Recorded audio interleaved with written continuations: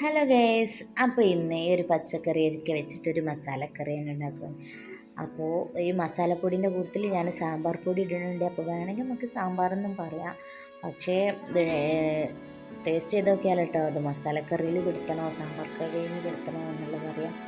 അപ്പോൾ ഈ ചേന, ക്യാരറ്റ്, ഉരുളക്കിഴങ്ങ്, പച്ചക്കായ്, ഉള്ളി, പച്ചമുളക്, ഈ ചേനയ്ക്ക് ഒരു പ്രത്യേകത ഉണ്ട്. പ്രത്യേകത വെച്ചാൽ ഞാൻ വീട്ടിലുണ്ടാക്കിയതാട്ടോ. അപ്പോൾ ചെറിയൊരു ചേനയാണ്. അപ്പോൾ ഇതൊക്കെ ഇട്ടിട്ട് ഇതിൻ്റെ കൂട്ടത്തിൽ മസാലപ്പൊടി, മുളക് പൊടി, മഞ്ഞൾപ്പൊടി, പിന്നെ സാമ്പാർ പൊടി ഞാനിട്ടു. സാമ്പാർ പൊടി ഇട്ടതിനെ കൊണ്ട് ടേസ്റ്റൊക്കെ ഉണ്ടാവുമെന്നായിരുന്നു ഞാൻ വിചാരിച്ചത്. അങ്ങനെ ഇതിലേക്ക് ഇനി പാകത്തിനുള്ള പുളിവെള്ളവും ഉപ്പും ചേർത്തിട്ട് നല്ലോണം മിക്സ് ചെയ്തിട്ട് ഇതിലേക്ക് പിന്നെ ആവശ്യത്തിനുള്ള വെള്ളം ഒഴിച്ചിട്ട് പിന്നെ ഇതൊരു 3 വിസിലടുപ്പിക്കുക കേട്ടോ. 3 വിസിലടിച്ചതിന് ശേഷം ഞാൻ ഉണ്ടാക്കിയൊരു രീതിയാണ് ഞാൻ പറയുന്നത്. 3 വിസിലടിച്ചാൽ ഇതിലുള്ള വെജിറ്റബിളൊന്നും വല്ലാതെ ഉടഞ്ഞൊന്നും പോകില്ല, അതുപോലെ തന്നെ ക്യൂബായിട്ട് കിട്ടും.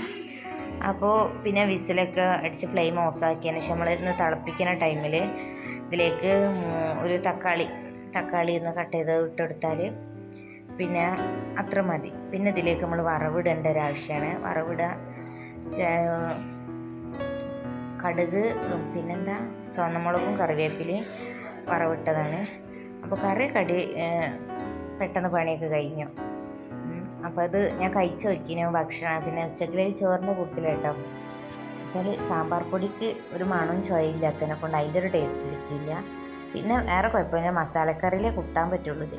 മസാലക്കറി പിന്നെ പുളി ഇത്തിരി കൂടുതലായിരുന്നു. വേറെ കുഴപ്പം അതന്നെ ഒരു കുഴപ്പമാണല്ലോ.